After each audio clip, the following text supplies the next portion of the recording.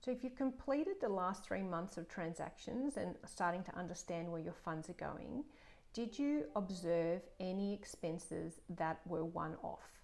And when I say one-off, were they an annual expense for, say, your registration of your motor vehicle, the insurance for your home, or some type of emergency that happened, maybe a car repair or something like that?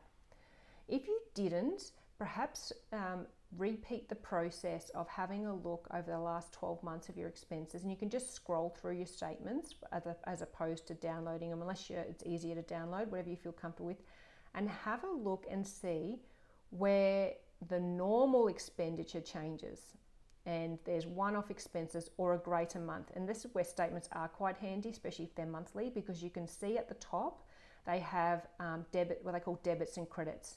You can change that around to say inflows and outflows. And if you can see some months that the outflows are far greater than some of the previous months, stop and pause and have a look at that statement and see why. In most cases, it's these one-off expenditures or your quarterly expenditures on, say, utilities like your gas, your water and electricity.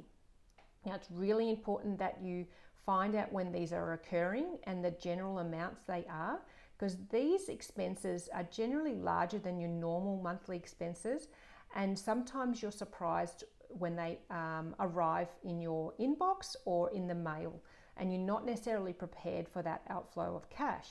So if you do know when they occur, what you can do is plan for them.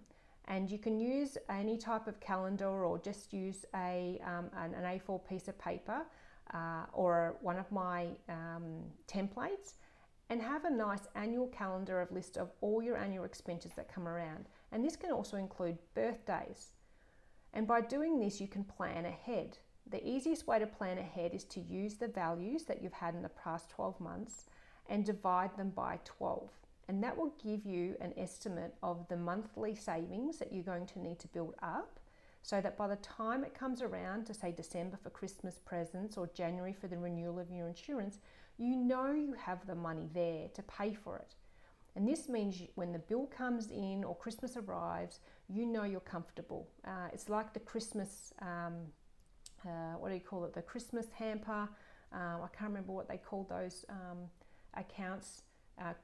But basically, I remember my mum every January would get a catalogue, and that catalogue would have a selection of items for Christmas that she could start putting away for. It's like a Christmas club. That's it. I think one of the Christmas clubs. And say for Christmas she would be budgeting for $300 or $400. She would then start giving to the Christmas club, and by the time she came around to November, then she could confirm her selection and was able to purchase all the items for Christmas, and therefore she was ready and comfortable that she didn't have to try and find those expenses at Christmas. And it meant we had a delicious lunch without all the stress. So you could basically plan something very similar. Obviously it doesn't have to be for Christmas, but whatever expenses are coming out.